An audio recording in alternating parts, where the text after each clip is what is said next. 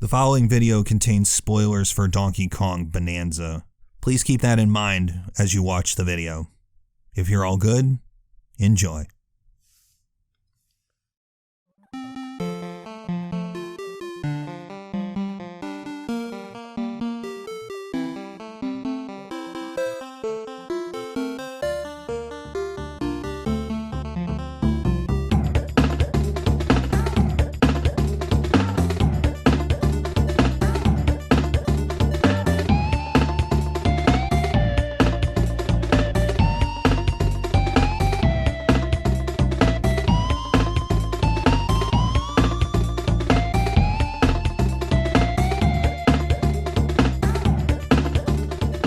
A 40-plus year run of video games, multiple development studios running the show, and in 2025, a sight for sore eyes, wouldn't you say? I mean, come on, it's Donkey Kong, one of the most recognizable figures in the history of video games, a cultural mainstay, and a legend in every sense of the word. His image has always been an evolving one, his footprint in the earth of the medium gargantuan, and his place in Nintendo's growing arsenal of characters just as enduring. He's the one, the literal name of the game for Nintendo back in 1981. He's earned endless sales accolades, ample critical praise, and a collective of fans so dedicated that the release droughts almost feel irrelevant. DK has kept on trucking. He's always reached out for more. And with a new Nintendo console launch in 2025, we were given one of the biggest, most precious moments in the ape's history. A brand new 3D platformer with the Kong himself taking the main stage once again. In this light, DK can't help but be a key part of this YouTube channel. And in all honesty, I'm totally okay with that. This series has been an avalanche of character profiles, design analysis, aesthetic study, and narrative examination. DK has given me so much to work with over these last 10 years, generously keeping the prizes on full display. It's just so damn fun to talk about the Donkey Kong series. And almost as a response to my call to sunset a long-standing DK tradition on this channel, the big guy just keeps pulling me back in. Because Donkey Kong Bonanza for the Nintendo Switch 2 is finally here. After sweeping the Super Nintendo with the success of the Donkey Kong Country trilogy, DK was poised for another major evolution, and his daring dive into the third dimension was highly anticipated. The Nintendo 64 had already given us these massively ambitious transitions from 2D to 3D, the kinds of statements that wouldn't just push their series into bold new territory, but construct many design elements that would become embedded into the very idea of 3D video games. Controllable external cameras, cinematic lock-on targeting for enemies and items. Nintendo's games were at the forefront of the industry's evolution, but they weren't alone. That trustworthy band of game design Brits, Rare Limited, were giving Nintendo themselves a run for their money as well.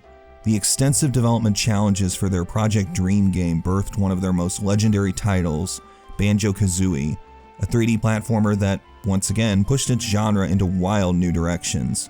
With the success of Donkey Kong Country on the Super Nintendo, DK was next in line to leap this chasm from 2D to 3D. But that chasm might have been a bit too vast for DK to cross. I'm no stranger to hearing or saying it, but Donkey Kong 64 was flawed. Too many collectibles, segmented gameplay, beaver bother, pick whichever little bit you like. But I don't believe any of those issues were what caused DK64's trajectory to plummet. It was artificially designed, it didn't encourage discovery, and it made every step feel predictable and formulaic. For every moment of creativity, it then pulled you back into the tedium of pressing switches, jumping into barrels, and completing puzzles that you didn't need to do much to solve. It's unfortunate because I've actually encountered plenty of positive opinions toward this game, people who've embraced its homely atmosphere and charming presentation. And I think that's why, despite all its problems, DK64 has enough untapped potential to keep Donkey Kong in the consideration for 3D platformer excellence. But we never got that. DK's legacy did continue long after Rare's addition to the ranks of Microsoft, but whether it was via Retro Studios or Nintendo themselves, Donkey Kong's history felt forever tied to 2D games. More than 25 years have passed since Donkey Kong 64. And as much as we dismiss that game for its many issues, it really seemed like Donkey Kong's first jump into the third dimension was going to be his last. a transition unfulfilled, and an evolution that never fully took off. The Donkey Kong universe's future would not exist in 3D. But then it happened.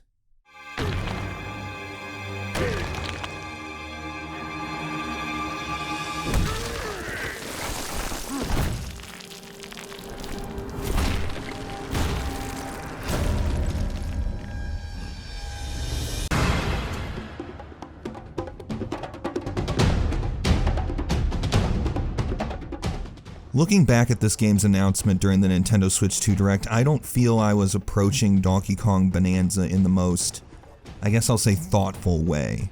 I was excited, how could I not be? It was a 3D platformer featuring gaming's iconic gorilla. It had been so long since we had a proper Donkey Kong game, let alone a 3D platformer.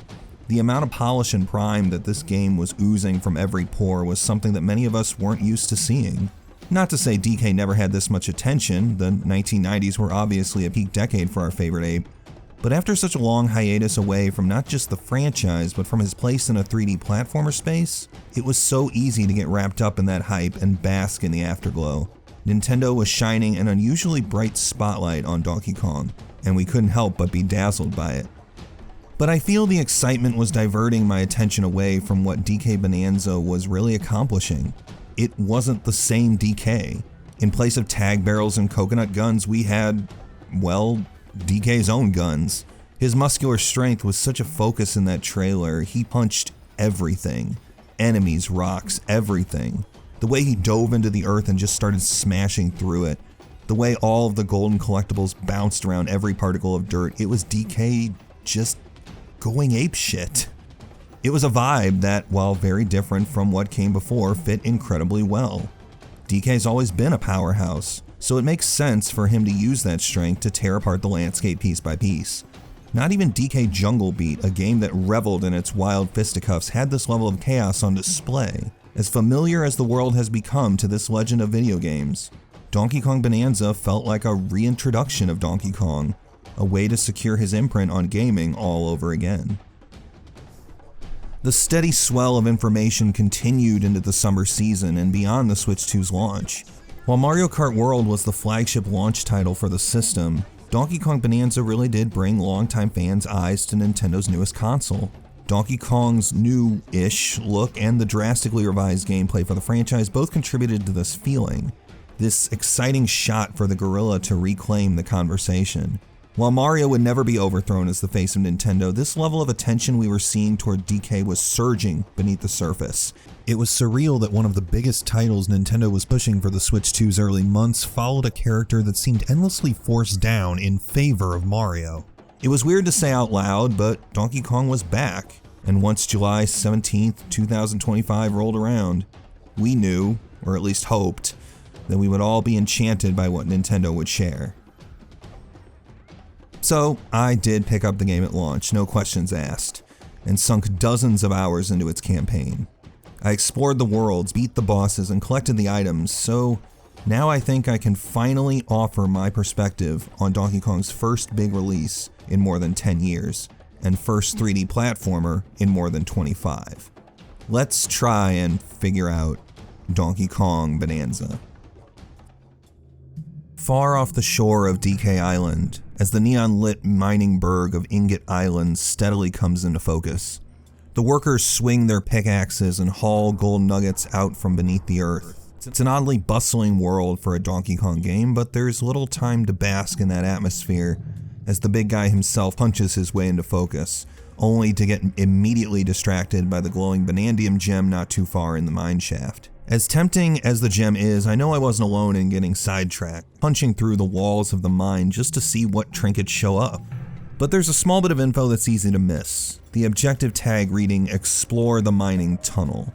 It doesn't require the player to collect the Bonandium gem to progress. The player can just as easily ignore it and move on, diving deeper into the mine. This is a topic that I'll come back to in a bit, but it's incredibly important when looking at DK Bonanza's gameplay loop and the structure around that loop. The tutorial cave introduces the player to DK's main moves of punching dirt and moving earth, along with hand slapping and collecting spoils. The mining cave is a sensible aesthetic for experimenting with these moves, and seeing the glittering prizes shimmer in the distance is more than enough to get most players' synapses firing. Admittedly though, while the cave does provide some bits of spectacle and just how much DK can dig, I don't think it provides the greatest first impression. The camera is the most obvious annoyance, as the tunnels that DK creates don't gel that well with the tight shots following him. The larger rooms in the caves add the necessary reprieve from the claustrophobic camera while still offering enough literal depth to explore and grab collectibles early on. Gold is the easiest to uncover, though the Banandium chips and obviously the glowing Banandium gems give some tantalizing rewards right out of the gate, even before their utility is fully revealed. When you approach the mother lode at the end of this area, it's so easy to get caught up in grabbing as much gold as you can. The biggest issue I have with this early area is that it's actually pretty confined. You can move dirt away from the edges, but you'll eventually reach some cave walls made from material that you can't break. This whole area focuses almost entirely on digging, which is a bit of a red herring on what Donkey Kong Bonanza actually is. Aside from an outlier in a much later area, Bonanza is much more a platformer than an excavation exploration game, and the opening area, while impressive in its technical display, doesn't do a ton to sell the idea of a Donkey Kong 3D platformer. As a steady introduction to the game's treasure hunting gameplay loop, it certainly does its job, and perhaps that's its collectathon DNA showing. But there's much more to DK Bonanza beneath the surface, and its opening hour keeps those hidden gameplay gems carefully buried. It's not long after that DK is whisked away by a colossal storm, forcing him and Ingot Isle down beneath the surface of the planet. But before that happens, there's a cute little cutscene of DK grabbing a Banandium gem. Now's as good a time as any to discuss DK's character design. Donkey Kong Bonanza does not share the same aesthetic distinctions as Kevin Bayless's DK design from the 1990s. In exchange for that cool tough guy smirk, Donkey Kong now dons a wacky smile on his face. His grins are infectious, his intense sneers empowering. Even compared to the many pieces of media that Donkey Kong has appeared in over the last few decades, DK's level of expressiveness shown in Bonanza is off the charts. Nintendo's efforts to give DK personality in Bonanza is one of their most commendable endeavors toward this game's overhaul of the Kong's image. It may feel a bit forced in the beginning, but it's so easy to warm up to the big guy's goofy smile, steadily falling in love with the heroic primate all over again. On a small side note, I will admit that it feels very strange no longer calling Kevin Bayless's design Modern DK. This is a character design that's been ingrained into the series and Nintendo's own iconography for more than 30 years, and I can guarantee that there are plenty of people who don't even remember what Donkey Kong looked like prior to the design used in Donkey Kong Country. Making such a drastic change is extremely gutsy, and as proven by the lead up to the game's release, ruffles some feathers, but Nintendo do deserve praise for rewriting the book on how this character appears and animates, because the end result will leave you smiling at least a bit. The scale and polish of a big budget platformer, the kind that's been inseparable from Nintendo's core development sector, they're so obviously present in Donkey Kong Bonanza. From the size of its spaces to the fluidity of the animations, this is Nintendo at their peak. And linking that refinement to Donkey Kong of all characters is a level of care that DK hasn't seen for a very long time. There's a healthy glow to the world, a slick sheen that resonates from its visuals and audio. The tutorial cave might not make the best first impression mechanically, but seeing that gold coating the walls near the mother lode, watching it burst out from every punch, it's so satisfying, only reinforcing the unreal levels of polish this game emits. The little twinkle soundbite when you collect them is infectious, and DK's goofy hoots when he speaks are endearing all the same. For a DK fan, it might seem too good to be true, but lo and behold, DK in 2025 looks and sounds damn near perfect. The introduction of Odd Rock, Pauline, also changes the vibe seen in Donkey Kong Bonanza. She acts as DK's support teammate, with her magic singing allowing not just an easy-to-follow waypoint system, but also disarming the extra resilient purple material that shields key items in the environment. Though it's not an incredibly unique dynamic on paper, the presentation of this dynamic is where it shines the most. Easily the strongest element to this is just how much voice dialogue is in Donkey Kong Bonanza, particularly from Pauline. Other characters have jumbled sound bites paired up with text boxes, but Pauline's dialogue, even in her Odd Rock form, is almost entirely voice acted. Of course not for you, so stay away! I think I know why Void and his crew are stealing the bananas. The weather is perfect. How about we take it easy for a bit, DK. It gives her an otherworldly presence, making her feel like she's not from the same layer as DK or any of the other characters. Her little dialogues with DK when resting up in a getaway are often contextual to the world they're exploring. She sounds off when a Banandium gem or recovery item is nearby. Oh, a banana! And even asks DK if he's okay when he's low on health. You okay? I think moving from Oddrock to Pauline is a major advantage for this game's narrative position, because while Oddrock is fine enough as a companion, Pauline is so much more expressive and interesting a character. Her self-esteem struggles with performing on stage are addressed as early as her reveal, and the narrative of her gradually being more comfortable singing, especially with DK providing the drum beat, is a cute little bit of character building that's welcome in Bonanza's story. She loves music and wants to use that to make the world a better place, which does seem to align with the confident jazz singer Mayor Pauline that we saw in Super Mario Odyssey. Do I think this is the same Pauline as in that game? Honestly, I don't think it matters. Theory crafting and mapping out a series timeline can be fun, but regardless of if this is some prequel Pauline that would eventually become mayor of New Donk City, I'm perfectly content knowing that this Pauline is an expressive and earnest companion to DK. She's really cool to see.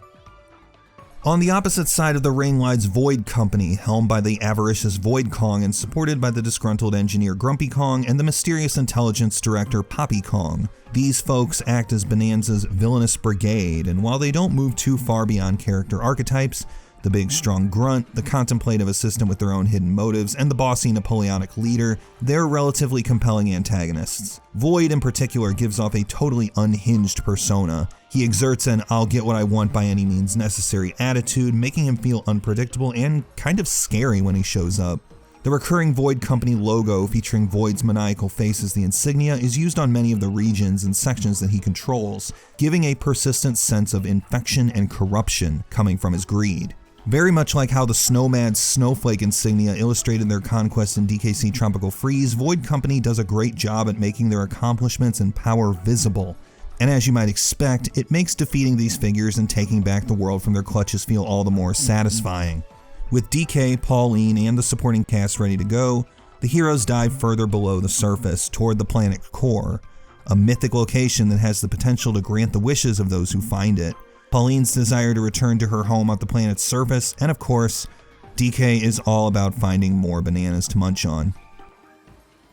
DK's move back to the world of 3D platformers was, as mentioned earlier, highly anticipated, and for good reason. More than 25 years have passed since Donkey Kong 64, the last big-budget 3D platformer in the DK franchise. And since then, the genre has morphed considerably over that time. In fact, Nintendo themselves contributed to that change. Think about it, how many 3D platformers in the Mario series have released since 1999? There's Super Mario Sunshine, Super Mario 64 DS, Super Mario Galaxy 1 and 2, Super Mario 3D Land, Super Mario 3D World, Super Mario Odyssey, and Bowser's Fury. When looking at that extensive back catalog of his semi-rival, you'd think Donkey Kong Bonanza would have a lot of catching up to do. On the contrary, Bonanza's approach to the 3D Collectathon platformer doesn't feel like it's scrambling to keep pace. If anything, Nintendo have taken those decades of experimentation and refinement and given them a huge amount of consideration on how they can be implemented into the DK fold. While some elements of the presentation clearly mirror Super Mario Odyssey, specifically when collecting a Banandium gem, that's really where the mechanical similarities stop. What's most impressive about Donkey Kong Bonanza's gameplay is just how different it is from Super Mario Odyssey, how its unique attributes shine and flourish when brought into the light, but by some miracle of ingenuity, feel totally natural when put through the lens of this franchise. This is a Donkey Kong game, through and through. Platformers and mobility go hand in hand. The very idea of getting around a virtual space has become one of the most fundamental of design elements since games first entered the cultural and artistic zeitgeist. And over time, the genre has changed. New dimensions and eroding technical limitations have given this particular field so much more to work with. Super Mario 64's groundbreaking push to 3D space is still revered today, but it's easy to see that it wasn't just that third dimension that made it so loved. Movement mechanics that championed expression in addition to exploration catapulted this game into the gaming pantheon. People are still finding new ways to play Super Mario 64 to this day, And I think that is the paradigm shift that really shocked the system for players back in the 90s. The rules of 2 dimensions didn't apply in the same way after Super Mario 64. This world of expressive 3D platforming was striking for one very important reason. It made you think differently. Donkey Kong Bonanza's mobility, at first glance, is pretty basic. You can run, roll, and jump just like in Donkey Kong Country, with some additional techniques like tossing chunks of rock, or even double jumping while holding a chunk of material, aptly titled Chunk Jump. DK's moveset is actually much more expansive than Mario's, and Nintendo made a strong effort to distinguish the gorilla from his mustachioed peer.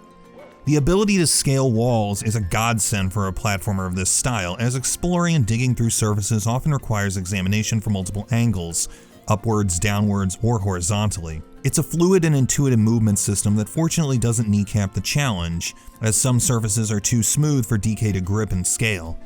Aside from occasional camera issues, getting around the environments is fast and smooth. Controlling DK has never been this effortless before. One design direction that took me some time to warm up to was the sonar slap, which isn't just used to detect hidden items, but acts as a quick way for DK to collect nearby pickups. Having a move that easily grabs items is practically a necessity for a game as full as this one, but tying it to a skill that also immediately shows hidden trinkets can take away some of the curiosity and discovery that can come from simply digging for them. You'll be gathering a lot, so be prepared to have plenty of items appear on your radar simply by repeated ground slaps. There have been so many games that have some kind of detection skill, where items can be easily found and checked without doing much actual searching, and DK Bonanza's sonar doesn't entirely evade that cheap and easy vibe that comes with an exploitable detection skill. Seeing a Bonandium gem appear after a sonar slap is a much less fulfilling feeling than simply finding it buried deep in the level yourself, or even just after Pauline notes that one's nearby. Still, in an effort to keep things at a good pace, tying these 2 moves together is a necessary evil. It's a method to limit any trace of downtime, ensuring that the player will always know that a collectible, whatever it may be, is somewhere nearby. And honestly, that very well might be the appeal of a collectathon. As briefly alluded to earlier, the Bonandium gems managed to somehow be the game's most important and least important collectible. The gems power the skill tree, awarding a skill point for every 5 collected, with skill points enhancing DK's kit of moves. The actual progression, however, doesn't require any Bonandium gems to move forward. As mentioned earlier, you can walk right past the Bonandium gems as early as the tutorial stage. Keep in mind that it says explore the mining tunnel and not collect the Bonandium gem. Some players have reportedly completed the main campaign without collecting a single one, which sounds sacrilegious for a collectathon platformer of all things, and also a bit sadistic in keeping a hungry Kong from his bananas. It's more akin to The Legend of Zelda Breath of the Wild, where shrines offered orbs as rewards, contributing to the character's growth instead of arbitrarily gating content. I admittedly have mixed feelings on this design direction, as it does devalue the Bonandium gems significantly, but I think it's because the idea of collectibles being used as progression toll is such a venerable concept, one that's tough to shake off after all these years. It's simply an old habit that must have needed a reevaluation to fit into Bonanza's framework. The implementation of the Bonandium gems into skill crafting is the other side of the coin, the justification for moving away from arbitrary number crunching simply to proceed in the story. Skill points are a more organic way to signify growth and give players more personal direction in that growth. Notably, the skill enhancements tend to function as just that, enhancements. They're improvements to existing skills with no story progress gated behind the techniques. You'll frequently see increases the range or greatly reduces the time in these skills, which once again devalues the Bonandium gem's importance in some perspectives. But on the other hand, it gives the player maximum agency in building out their own playstyle. You can invest the skill points toward whatever moves fit your vibe, even acting as a makeshift difficulty slider. And if building out the skill tree isn't your thing, you don't have to collect the gems at all. Now, if you're aiming to tackle the later parts of the main campaign, you're more than likely going to need an enhancement or two, whether it's longer range to execute a skill or simply some extra health on hand. Very much like Breath of the Wild, this is something that seems awkward at first, but when looking at how Bonanza approaches its main collectibles and their place in the game's structure, it all starts to come together. The Banandium Gems can be used in whatever way you want, whether it's to amp up the challenge or carefully guiding your style of play into a more comfortable form.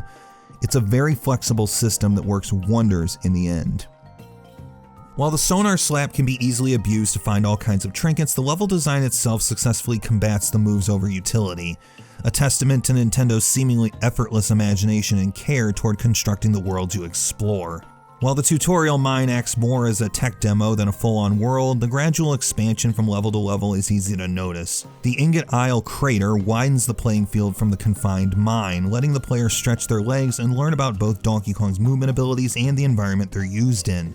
From sightseeing the stage to combating enemies, Ingot Isle feels like the real tutorial, while still giving that burst of dopamine that comes from beating the crap out of everything around you.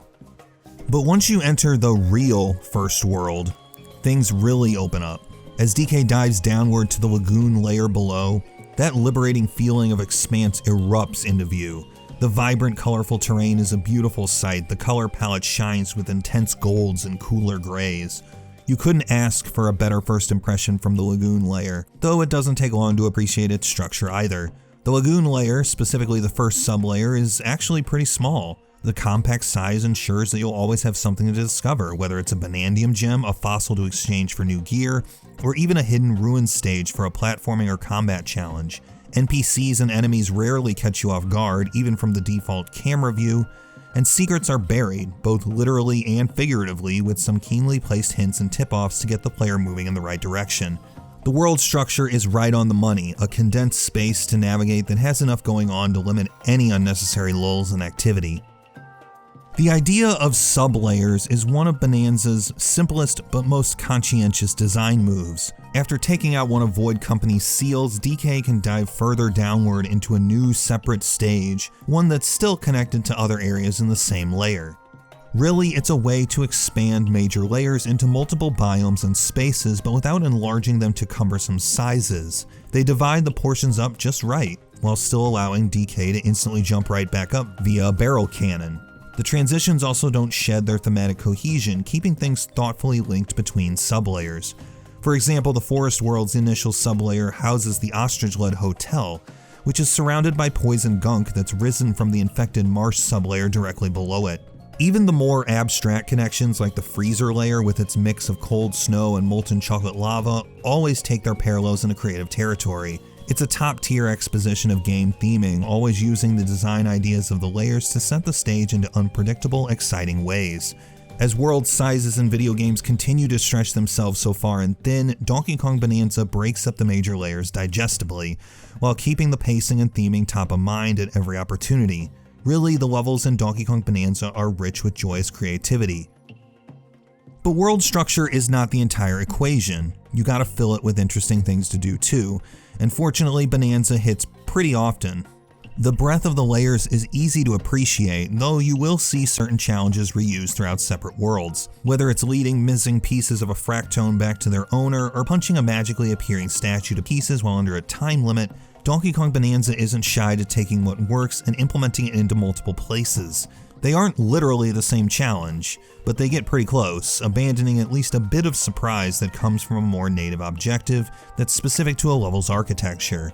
And yes, reusing challenge design across multiple stages isn't anything new, even to just platformers, though Bonanza tends to lean on this a bit more than I would have liked. Finding a stray Banandium Gem hanging around a level is nearly always pleasant to see, even after a dozen hours of play, but encountering a statue destruction challenge or hide-and-seek Fractone game just doesn't hit the same way.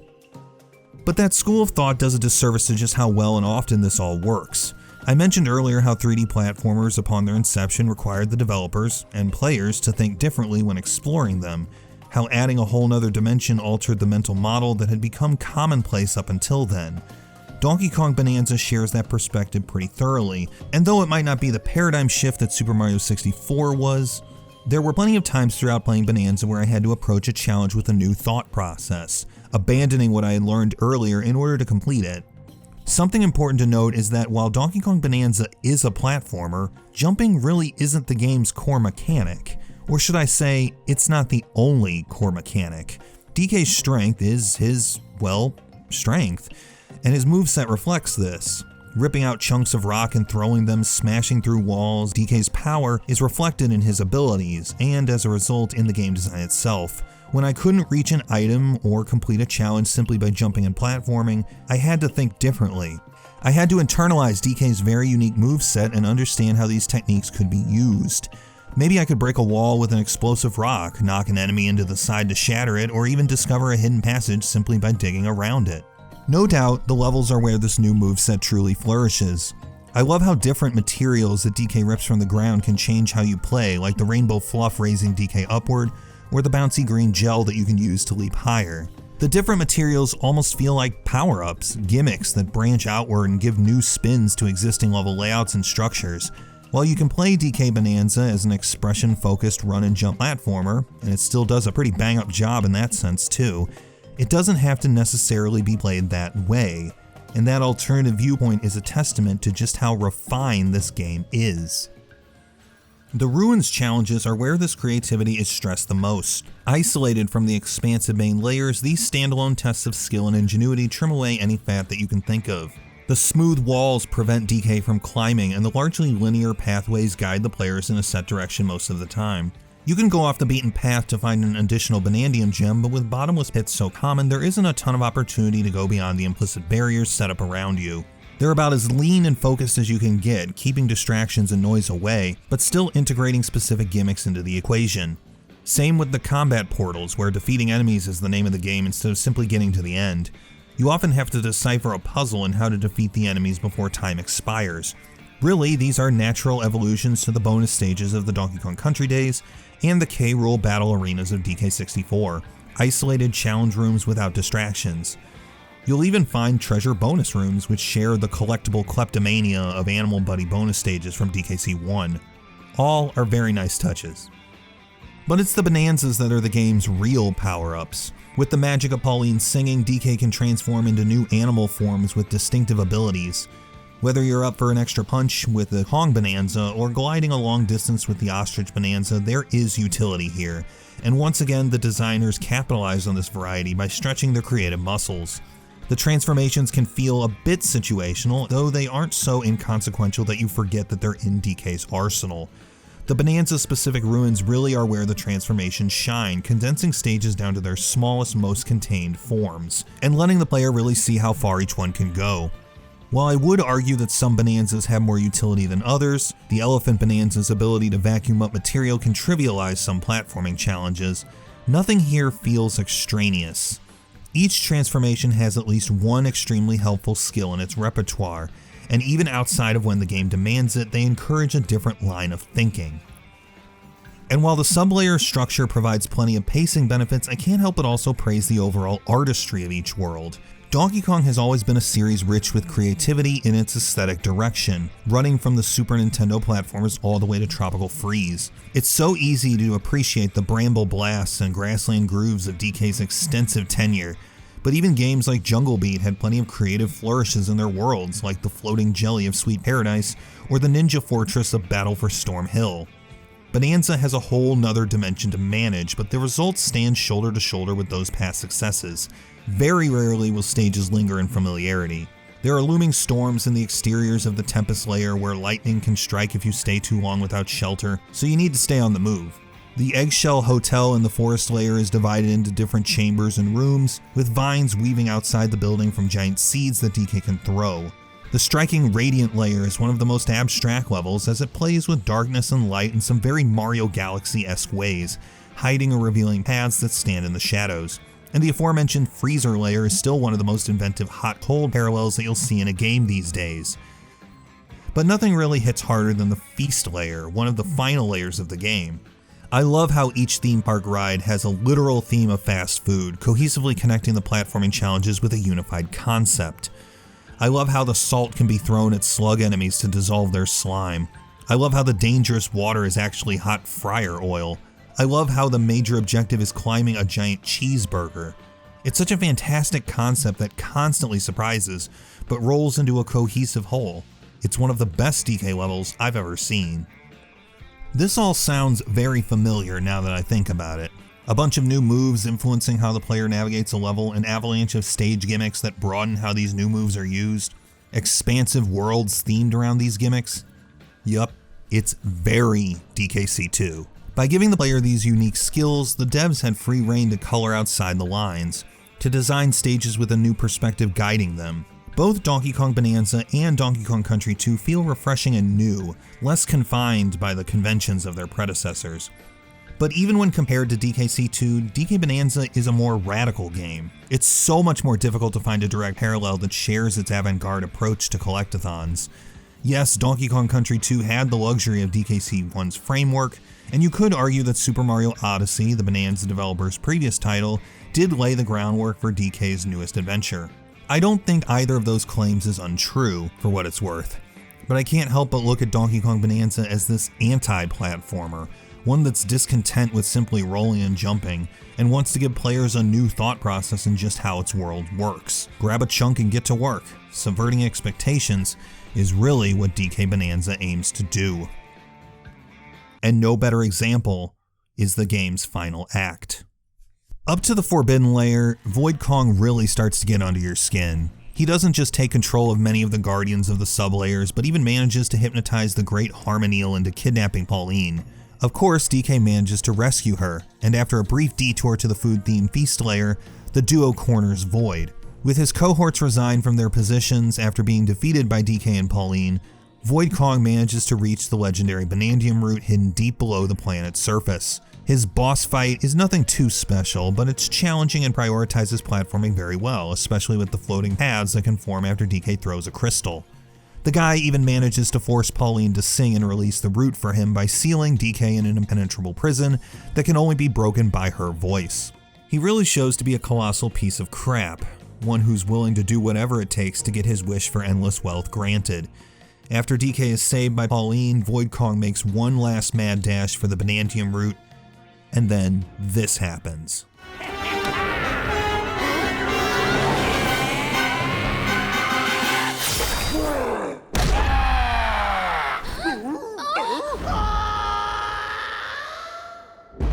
Prior to the Void Kong boss fight, there's a point in the Forbidden Layer where one of the Fractones mentions that another surface dweller had entered the inner sanctum and never came out. That makes a lot of sense after seeing this. He hasn't appeared in a mainline DK game for 25 plus years, and that's because he's been trapped here the whole time. How meta.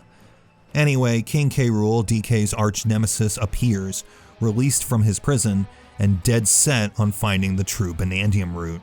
K. Rool dives further into the planet, kicking off a reunion arc so long in the making that it'd put a big toothy grin on any fan's face. But that's not all. As DK follows him, it's shown that all of the basic enemies up till now have now changed into Kremlings or other DKC baddies. They even have the same sound bites from the DKC games.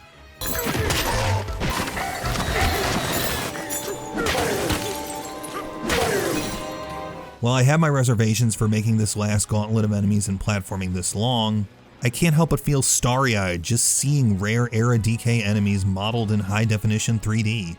Just hearing the guttural death gurgle from the critters was enough to prove that this game was being made by those who adored Rare's work. It was fans making a game for fans. Because when looking at the post-Rare Donkey Kong games, you start to feel like those creators weren't quite as enamored with Rare's established universe. Look at Donkey Kong Jungle Beat in particular, the first Donkey Kong game Nintendo internally helmed after Rare was acquired by Microsoft. DK himself was the only character carried over from Donkey Kong Country. Locales, animal buddies, it was all starting from scratch. This move felt like Nintendo didn't want to seem reliant on Rare's world, like they wanted to show they could manage the DK franchise on their own. They're the ones who originally made Donkey Kong, right? Well, I can understand that desire to carve your own path, but I also understand why fans would interpret this decision as resentment toward the DKC universe. Now, I don't think it was actually resentment. K. Rool did get acknowledgement in Super Smash Bros. And DK spin-off games, but it certainly appeared like resentment. Even Retro Studios rejected most of Rare's world building in favor of their own in DKC Returns and Tropical Freeze, which is fine in practice, though it doesn't erase the fact that K. Rool and the Kremlings had a fan base that the DK devs weren't accommodating. Honestly, I don't blame people for thinking that the post-Rare devs weren't on board with the Kremlings even being a thing. From what we were seeing, it just didn't work for them. But this This was unheard of. Not only was King K. Rool back in action, but in a big budget, internally led Nintendo project. A villain that left a permanent mark on Donkey Kong's image for decades had returned. And yeah, this boss fight is so hype. K. Rool acquires the Bonandium Root's power and delivers a full-on rival battle that incentivizes using all of your Bonanza transformations. The Golden Arena backdrop, K. Rool's moveset, even the music being played, it's all so respectful. There's no snide undertone to having K. Rool be the final boss, not a begrudging rolling of the eyes to speak of. It's pure fan service. Then it keeps going. In an act so reverent to the series, K. Rool's defeat is immediately cut short, fake credits and all, as he wakes up and chases DK and Pauline up the banana pillar, rising to the planet's surface, all with an incredible rearrangement of Gangplank Galleon's music theme blasting. This is the best possible outcome anyone could have envisioned for K. Rool, an unbelievable testament to Rare's work that couldn't be more honorable if it tried. It has the juice, all engines firing. You couldn't find a better way to close out a game like Donkey Kong Bonanza. Then it keeps going.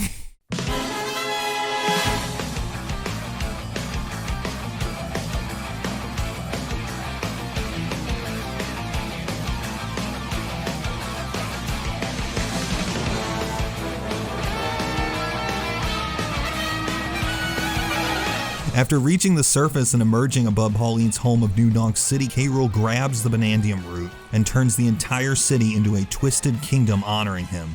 DK and Pauline chase him to a giant boxing ring at City Hall, with his Kremling crew watching the whole thing from the crowds. To counter DK's Bonanza drumbeat, K. Rool uses the Bonandium Root to perform his own Bonanza transformation into K. Rool, King of Rot, and begins the game's true final boss fight. There's a lot to say here. I could say that this boss fight isn't too different from the first K. Rool fight. I could say that the Elephant Bonanza makes things a bit less challenging than it should be. I could say that the frame rate struggles when so much Bonandium mush is on screen. But the bare facts stand. This is the best final boss in Donkey Kong history. Hell, this is the best boss in Donkey Kong history. It doesn't just pay tribute to DK's widely adored arch-nemesis. It doesn't just make thoughtful references to other Donkey Kong games, from the DK64-esque boxing ring to even the way his projectile attacks bounce erratically in later stages of the fight. The biggest success is this: it makes K. Rool feel like a genuine threat. One who spent all that time in purgatory thinking of what he could do to rise up to the top again. He's a fiend. A total monster who does everything in his power to defeat his longtime enemy and get the prize he wants. Remember when I said that it felt like Nintendo resented the Donkey Kong Country era at some point? Well, that feeling is 103% absent from Donkey Kong Bonanza. This last arc proves it, because it simply couldn't have been made by anyone who ignored, dismissed, or resented DK's history. It's a love letter through and through. The kind of appreciation that can only come from a group of people who played Donkey Kong Country and adored it. This team clearly, Crystal Coconut clearly, championed Rare's hard work in shaping DK's image in the 1990s. They knew that K. Rool was hype as hell, and they wanted to do him justice in 2025. With K. Rool finally defeated, DK and Pauline go their separate ways. Pauline to pursue her dream of becoming a singer in New Donk City, and DK diving back below the surface to find more bananas. It's a bittersweet goodbye. Even with Pauline saying she can keep the rhythm on her own, DK shows his concern in leaving her behind. The credits roll with DK falling back to the lower layers of the planet and Pauline's song playing in the background. Of course, there's more to do, whether it's finding more Bonandium gems or taking on the strikingly difficult rehearsal challenges, inching closer and closer to total completion. But even here, the team up between DK and Pauline never truly wanes. She sticks by him throughout the post-game, and really, their partnership is such a rich dynamic, constantly showing how much each one values the other. It's ultimately a simple story about a duo that are looking to fulfill their dreams, working together to overcome whatever comes their way, and realizing that sometimes having a friend nearby is really what you need. But we aren't quite done yet.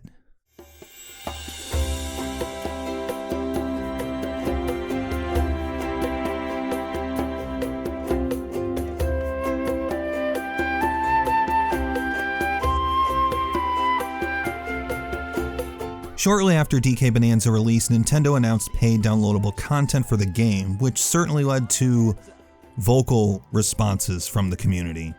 I like to imagine that the people watching this video are self-assured enough to decide for themselves if the DLC is worth its asking price, though after exploring DK Island for some time and diving into this roguish spin on the Bonanza gameplay, I have my thoughts here. In the past, I've tried to avoid consumerist analyses of video games in the videos I made because artistry can very easily transcend whatever asking price you can slap on it, so I'll be doing my best to give this downloadable content the benefit of the doubt, even with a disturbingly dissonant controversy surrounding its release. Firstly, there's DK Isle. Having DK's home turf gloriously rendered in high definition is a sight to behold, rich with references and in-jokes towards so much of the Donkey Kong legacy. We haven't seen a fully explorable DK Island since Donkey Kong 64, so the simple novelty of being able to climb up the mountainside, ride the minecart, dig down into DK's banana hoard, it's fun, absolute joy.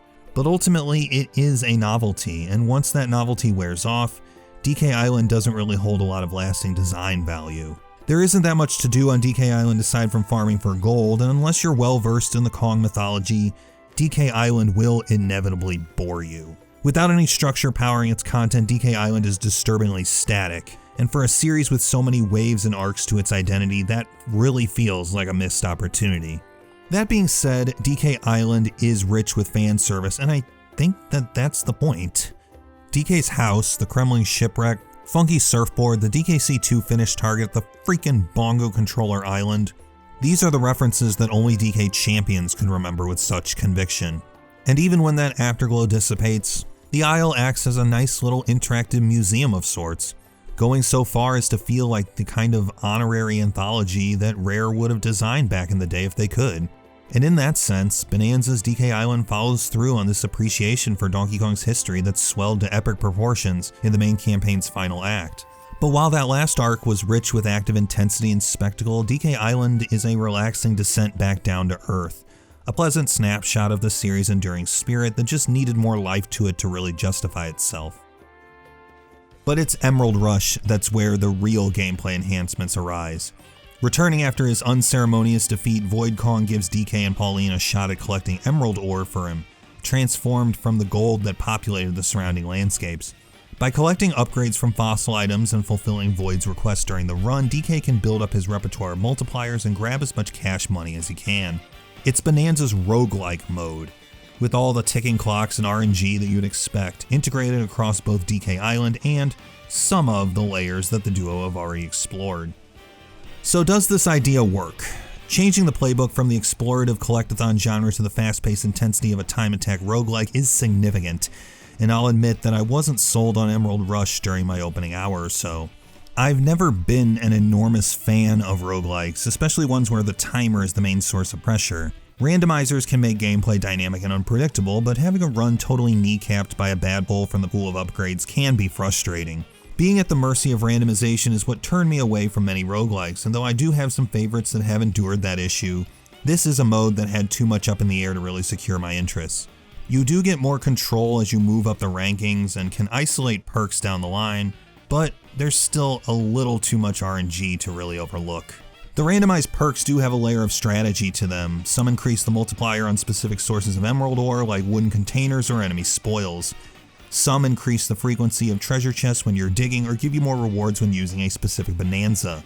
Void's goals can make a difference as well, as their location and type can turn your perk repertoire on its head or give you an enormous payout with a lucky draw.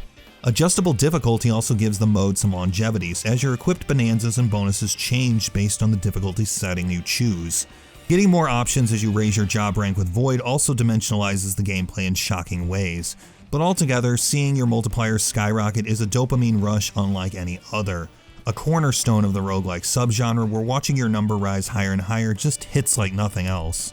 The structure of the mode isn't the big issue though, it's the worlds they're used in. The massive levels might have the expanse needed for a collectathon platformer, but when you have the timer breathing down your neck, Getting from one side of the world to the other simply isn't practical on foot. Void's goals often appear far away from each other, and even grabbing the pretty damn critical Bonanza perks can require some contemplative maneuvering around the world for the best effect. As a result, DK Island itself is probably the most fitting world for Emerald Rush. Its compact size and easy to spot landmarks make the faster pacing feel intuitive and natural, and though you will still need to rely on warp barrels to contend with the strict time limit, there will be plenty of times where you need to be a bit more thoughtful in how they're used. The decision to travel to a goal on foot and sacrifice time versus using a precious warp barrel item to get there instead is so much more prevalent in DK Island, while the larger worlds kinda make that decision for you. Because of this, the warp barrels are the most noticeable band-aid on Emerald Rush's design. They cut corners in a very inorganic way. Really, Emerald Rush would have been more impressive if it had more original stages like DK Island, because the way it's used on most of the main levels doesn't gel quite as naturally as I would have liked. The layers are larger than Emerald Rush really needs, and they lack the compact focus that a faster paced mode like it accommodates. I understand that designing new custom-made stages for Emerald Rush would take plenty of time and development resources, but having it used on existing levels adds a layer of dissonance to its release. This mode encourages looking in the levels in different ways. You plot out the best path, take advantage of perks that fit your playstyle, and use DK's techniques to their optimum utility. But reusing the worlds in this fashion, all with the warp barrels alleviating the level's own expanse, really makes Emerald Rush into its own worst enemy. The really bad part about all of this is that Emerald Rush is incredibly addictive. It's a wild ride of mad dashing to a fossil trove, amping up your perks, grabbing a bonanza, smashing through a wall for treasure, and seeing the spoils stack higher and higher, all as the clock steadily ticks down. It's an unquenchable thirst for reward that only feels tempered by the demanding heights that Void expects of you, but even then, you can't help but keep going. It doesn't fit precisely into its own mold, and doesn't quite remedy the RNG issues that are so native to its own subgenre, but Emerald Rush is difficult to pull yourself away from. It rides high on the adrenaline of DK's movement and excavation, stacking all the pressure to the rafters but leading to a powerful outcome in practice. It won't be for everybody. Hell, I don't even think it's for me, but my ambivalence and even dislike toward roguelikes was constantly at odds with just how goddamn fun this mode felt to play. While it still shines brightest as a 3D collectathon platformer, Donkey Kong Bonanza manages to feel engaging under the pressure of against-the-clock, highly arcadey score attack games. It's a real festival.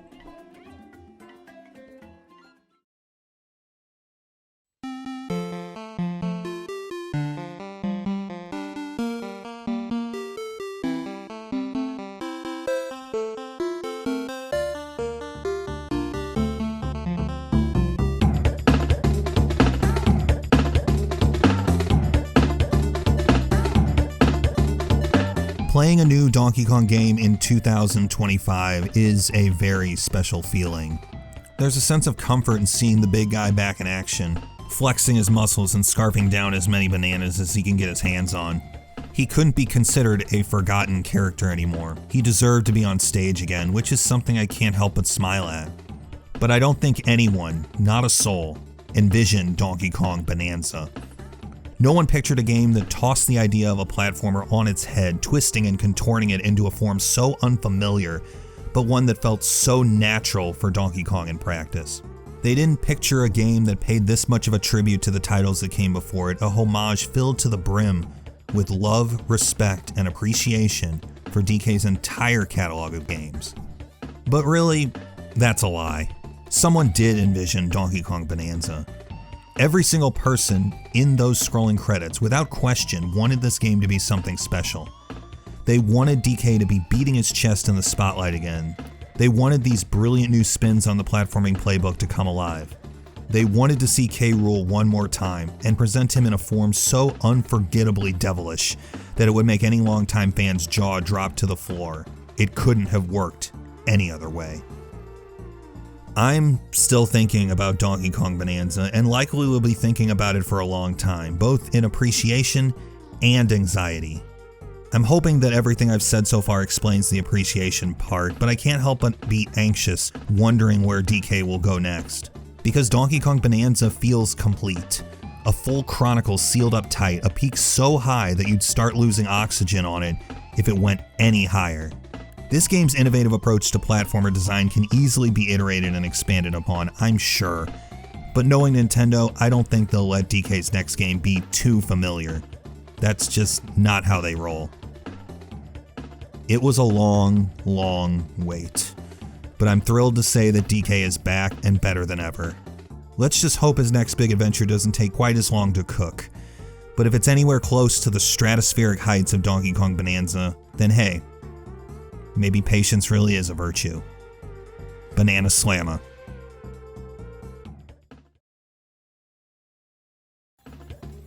Hello everybody.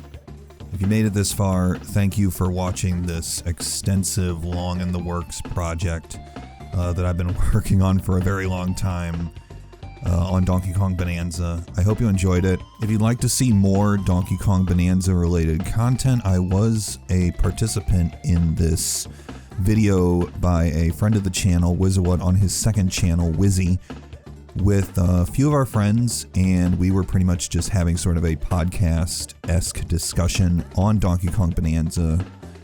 And if you'd like to see that, I will put a link here in the description and here on screen.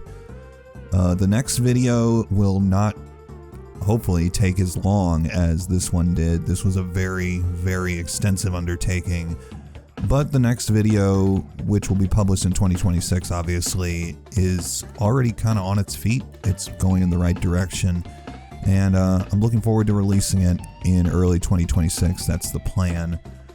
This, as you can guess, is the last video of 2025, but I do hope that you stick around into the new year and continue watching this channel. I put a lot of heart and soul into this thing, and I appreciate everyone supporting me, even through the periods of silence and downtime. I hope everybody has a good, safe holiday season, and I will see you in 2026 with more videos. Have a good one, everybody.